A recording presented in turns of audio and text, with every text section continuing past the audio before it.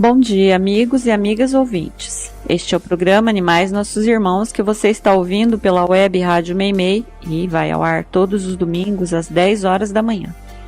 E se você não consegue ouvir na programação da rádio, pode ouvir pelo YouTube ou Spotify, onde todos os episódios estão disponíveis.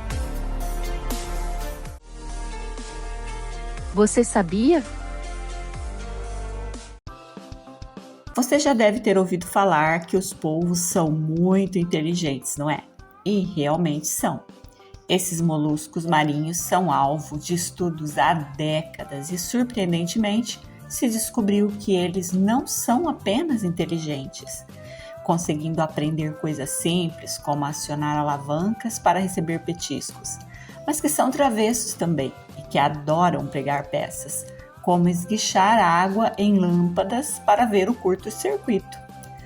Uma curiosidade que poucos sabem e que, diferente da maioria dos animais, os neurônios de um polvo não estão no cérebro, mas sim nos tentáculos. E acreditem, eles possuem sangue azul e 3 corações. Por isso, alguns dizem que eles são alienígenas, mas se forem, escolheram a Terra há muito tempo, pois que pesquisas recentes descobriram que eles estão aqui neste planeta há mais de 200 milhões de anos. E essa é mais uma curiosidade incrível de mais um animal incrível. Você está acompanhando Animais Nossos Irmãos. Você com certeza já ouviu muito falar em exploração animal, mas sabe exatamente o que significa? Explorar não é só usar o animal fisicamente falando. Há muitas pessoas que usam o nome dos animais para se promover e ganhar dinheiro, seja em campanhas políticas ou em redes sociais. Há pessoas que se dizem defensores, pois que se embrenham nas matas e filmam animais selvagens, em alguns casos interagindo com eles, mas não recusam um bom bife e ignoram o cão de rua faminto. Isso não é ser defensor, isso é embarcar no bom momento que vive a causa animal séria. E não precisa ser um defensor ou se dizer defensor. Quer ajudar sem precisar comprometer seu tempo? Ajude ONGs sérias da cidade. Doe rações, cobertores, medicamentos, informe-se das necessidades e ajude. Tudo o que fizermos em nome dos necessitados volta até nós em dobro. E mais uma pergunta de uma amiga ouvinte. Ela quer saber: por que não podemos puxar o rabo do gato? Bom, puxar o rabo de um gato pode causar danos severos aos nervos, fraturas na coluna, incontinência urinária ou fecal. A cauda é uma extensão direta da espinha dorsal do animal. Puxá-la pode provocar muita dor no gatinho, além de estresse e quebra de confiança com o tutor. Puxá-lo gera um trauma psicológico significativo, resultando em medo e agressividade. Os rabos são usados pelos felinos para se comunicar e se equilibrar e abriga uma rede complexa de nervos cruciais que se conectam à parte inferior da cauda vertebral. Quando o rabo é puxado, ocorrem 2 complicações principais: estiramento ou ruptura de nervos, podendo causar paralisia permanente na cauda e nos membros posteriores.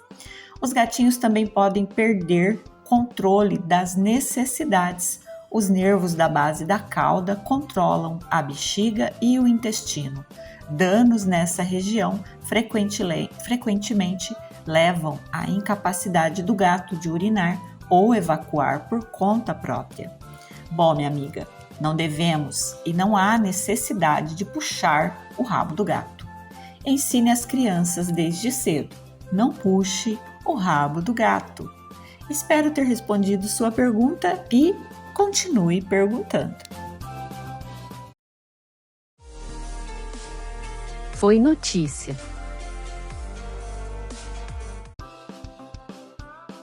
A história do gatinho Radmenes começou sem qualquer esperança, mas tomou um rumo que ninguém imaginava. Quando tinha apenas 2 meses de idade, ele foi levado em estado gravíssimo a uma clínica veterinária, cerca de 300 quilômetros de Varsóvia, no norte da Polônia. Extremamente magro e com uma severa infecção respiratória, tinha poucas chances de sobreviver e a eutanásia chegou a ser considerada. No entanto, a veterinária encarregada dele decidiu lutar por sua vida. Isolado dos demais pacientes, o filhote recebeu tratamento intensivo e cuidados constantes até se recuperar. Foi então que ele começou a surpreender a equipe. Em vez de apenas retomar sua rotina, passou a procurar espontaneamente cães e gatos em recuperação. Deitava-se ao lado deles, aquecia seus corpos, envolvia os companheiros com as patas, lambia suas orelhas e permanecia ronronando por longos períodos.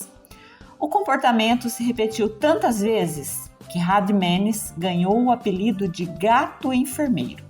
Sua presença parecia acalmar os animais mais fragilizados, especialmente aqueles que haviam passado por cirurgias ou enfrentavam tratamentos delicados. Hoje, aos 11 anos, o gato preto, calmo e lindo, continua vivendo na clínica onde foi salvo. Sua história conquistou a Polônia e ganhou repercussão internacional. Sua dedicação aos outros pacientes reflete a própria experiência de quem também esteve muito perto da morte. Depois de sobreviver graças aos cuidados que recebeu, Radmenes passou a permanecer ao lado de animais debilitados, reconhecendo, à sua maneira, a necessidade de apoiar quem ainda luta para se recuperar. Dando sequência ao quadro que foi notícia, quero fazer uma pergunta que é muito usada por quem desmerece o amor que sentimos pelos animais. Por que desperdiçar tempo salvando animais quando há tantas pessoas precisando de ajuda? Porque se você permitir, eles te salvam todos os dias? Também, mas o comparativo que vou usar não é metafórico, ele é bem real.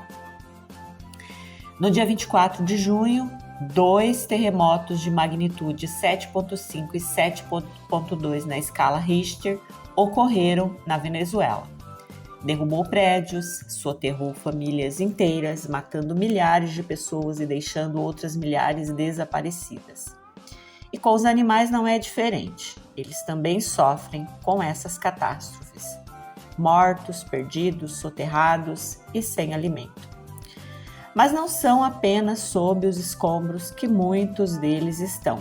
Dezenas de cães de dezenas de países diferentes estão sendo usados para ajudar a encontrar vítimas com vida. Eles cheiram, ouvem e dão um alerta. Entre eles, um cão em especial. Tsunami, um nome sugestivo para um cãozinho de resgate. Tsunami é um Border Collie de 9 anos e participou de missões humanitárias após os terremotos que atingiram a Turquia e a Síria em 2023. Auxiliando equipes na localização de vítimas soterradas.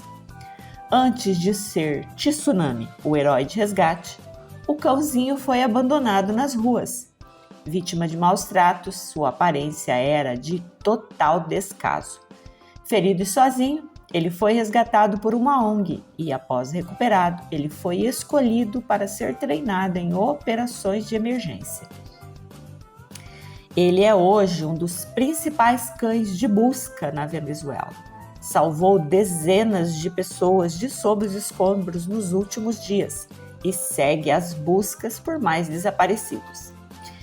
E mesmo tendo um cão a fuçar os escombros em busca de humanos até bem pouco tempo, a prioridade nessas catástrofes era o salvamento de humanos, deixando os animais em segundo plano. Por sorte, os tempos mudam. E hoje já temos equipes especializadas em salvar animais. humanos salvando animais, animais salvando humanos. Por que ser diferente? Não somos frutos da mesma criação? Tsunami é um exemplo real de como cada vida importa. Está na mídia, sua história de vida é contada, mas não é a única. Apesar disso, a mesma pergunta segue sendo feita. Por que salvar um animal? Muitos podem dizer que ele está retribuindo o salvamento, mas eu não creio nisso.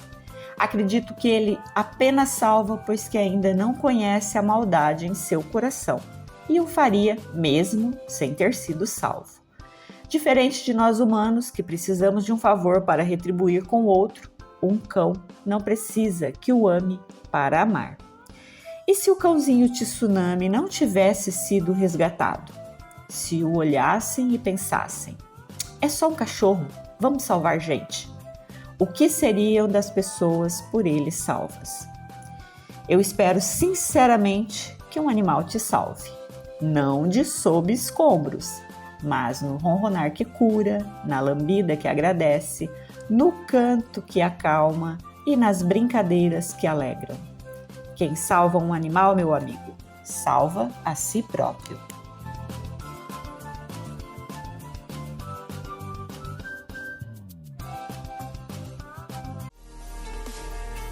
E chegamos ao fim de mais um programa. Espero que tenham gostado. Obrigado a todos que ficaram comigo. Que Jesus e Maria os abençoe.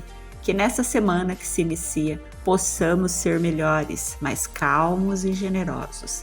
Que os animais sejam amparados e respeitados e encontrem anjos por onde forem. Tenham todos um excelente dia e uma ótima semana. Fiquem com Deus e até o próximo programa.